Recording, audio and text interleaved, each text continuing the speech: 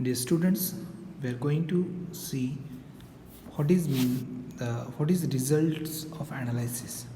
So in this point, uh, we must know why we are going to measure something which is related to the chemistry.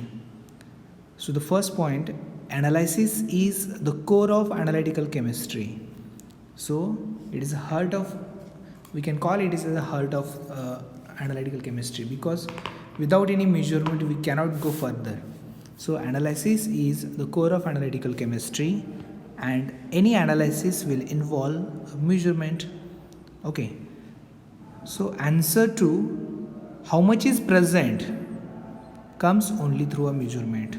If you ask a question, how much is present in a beaker, how much liquid is there, how much weight, how much length, so all this comes under the analysis. So if you ask a question, how much is there, how much is present, the answer is automatically comes through a measurement. Whenever we take a measurement, it is necessary to obtain an estimate of error and uncertainty associated with it. It means that ह्याचा अर्थ बघा काय आहे, जेव्हा आपण एखादं मोजमाप करतो, measurement करतो, तेव्हा त्या मेजरमेंटच्या संबंधित जे काही त्रुटी असतील किंवा अनसर्टन्टी म्हणजे अनिश्चितताचा जो अंदाज आहे तो आपल्याला घ्यायला हवा, तरच आपण ते जे मेजरमेंट आहे ते आपण यूज करू शकतो for the analysis. So the third point, in fact, measure of both error and uncertainty associated with a measurement is as important as the measurement itself. याचा अर्थ काय बघा, जेव्हा आपण एखादं मेजरमेंट करतोय, तर मेजरमेंट करताना त्या संबंधित असलेले error, suppose we are calculating how much ml of liquid is used for the titration. So you must know what are the errors, possible errors associated with the टायट्रेशन. ब्युरेटमध्ये काय काय इरर असू शकतात, एअरड्रॉप असू शकतो, किंवा आपण मोजताना जो मिनिस्कस आहे तो आपण मिस करतो काय, किंवा आपण व्यवस्थित मेजरमेंट करतो काय, ह्या सगळ्या काय इरर आहेत. आणि त्याच्यामध्ये काय चेंजेस होऊ शकतात का, अनसर्टन्टी, समजा ड्रॉप्स तसेच रिझल्ट आला येऊनसुद्धा जर आपण एक्सेस ॲडिशन करत गेलो, सो that creates a problem. That problem is nothing but error. So while measurement, we must know what are the types of errors are there while going to study the analytical chemistry. So the fourth point, any measurement involves interaction of three components. Now see here, there are three components which are interacted with each other while measurement. One is the analyst, that is we, the chemist. The second, which method we are using, and what is the sample. So analyst, method and sample are the three important components which are involved during the analysis of any practical or any interactions. So errors in a measurement originate due to these interactions. So due to these interactions there is an error. So fifth one, as the number of steps in a measurement increases, now see here, if the number of measurements increases, there is a chances of errors getting introduced in it also increases. If suppose a single step reaction is there, no any so the possibility of error is less. If suppose we are getting a same product, but we are following more than 1 2 3 4 5 steps, so finally whatever we are getting the product, so that product is less as compared to the single step. So there is a loss of compound, so that error creates in that reaction or in that measurement. So that error is only due to the, if we increase the number of steps in the measurement, there is a chances of getting error. Hence it is necessary to establish. So what is necessary? It is to establish the reliability of a method as well as the margin of error associated with it. This is provided by a theory of error. So we must know what type of error is there and how to minimize that error, and what are the possibilities to minimize after the analysis is completed. So sixth one is theory of error is to be studied to get an idea why we are going to study the error. So we are going to get an idea about original error, its magnitude, how much error is there, the way in which it may get introduced in a measurement, why the error is there. Last but not the least, it's important on the measurement and the analysis as well.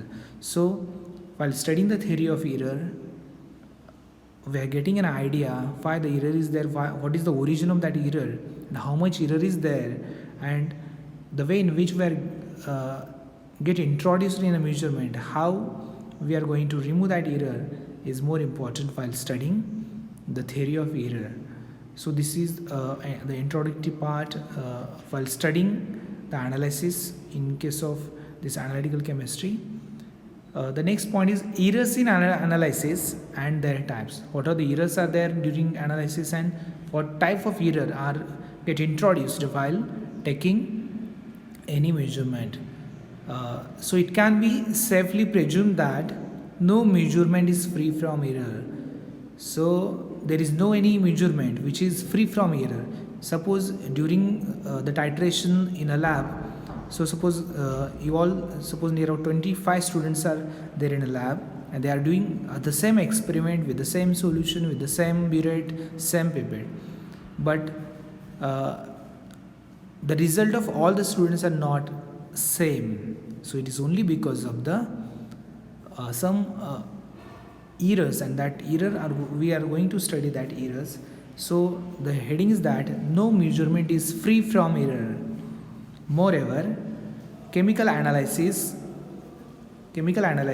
as it involves a large number of steps has more chances of errors being introduced as each step is executed.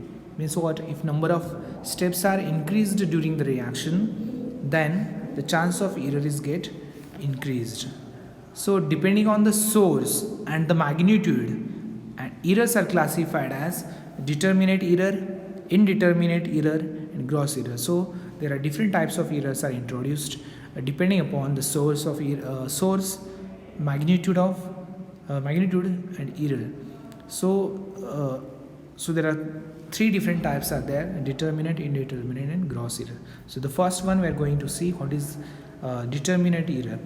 So determinate error are those type of errors for which, now see here, determinate errors are those type of errors for which a source cannot be observed. The source can be observed as the origin of error is known. With proper precautions, this type of errors can be minimized or even eliminated. Now see here. So why the error is there? So what is the source of that error? We can observe that one, and the origin of error is get known to us, and with proper precaution, with proper handling, this type of errors can be minimized or even eliminated. They are generally unidirectional and of large magnitude. It's affecting the result of the measurement and analysis. So the magnitude of error is more in case of determinate error. They are reproducible and in some cases even predictable. So the source of error, we know that one. If the source of error we know, that error is nothing but the determinant error. So second, indeterminate, that is random error is there. So this type of error are those for which a source cannot be pinpointed. Means we cannot say this is the source of that error, and this is because of this the error is introduced while analysis. This type of error are possible even for a measurement done with utmost care. If we are taking more care while experimenting in the lab, but the error is get introduced, and that error is nothing but the indeterminate error. We may also call as an random error. Due to absence of source, they are called as random errors. We does not know what is the source actually. Why the error is introduced, we doesn't know. So that because of that, we call as an random error. Due to their small magnitude and random nature, they do not affect the result of the analysis. Only small magnitude of error is introduced. So therefore, there is not so much changes in the result, so it does not affect the result. That not reproducible, so these errors are not reproducible and spread the observations on both sides of the true or expected value of the measurement. They are believed to be a result of small elementary errors that can be associated with any step of measurements. Means the indeterminate error is believed that they are because of the result of any small elementary error while analysis in the lab. So third one is a gross error. The gross errors can occur due to a fault or a blunder on the part of the analyst. So because of the fault of chemist, if error is introduced, that error is known as a gross error. They may arise due to negligence or ignorance on the part of analyst. Means suppose now see here, if we are titrating in the lab and we are not concentrating on the flow of that liquid from the burette, if we are chatting our friends in the next table or side table, then we cannot understood how much ml is get dropped in the conical flask, and so because of that negligence or ignorance during the experiment, so the error is introduced and that error is known as an gross error. They will not only be of large magnitude but will distort the final measurement. So because of this error, because of our negligence, the error is introduced in the result.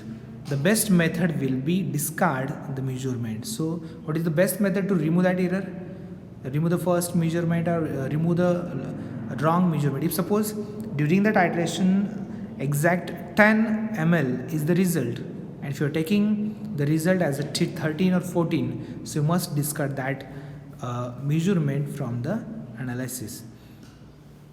So these three types of errors are introduced during the analysis process. So one is determinant error, second one is indeterminate error, third one is the gross error. So determinant error, the source we know. In case of random error or indeterminate error, we cannot know the source. In case of gross error, due to the negligence or ignorance of the analyst or chemist, there is introduced. So this is the first part of this result of analysis. So what are the errors which are introduced in the analysis?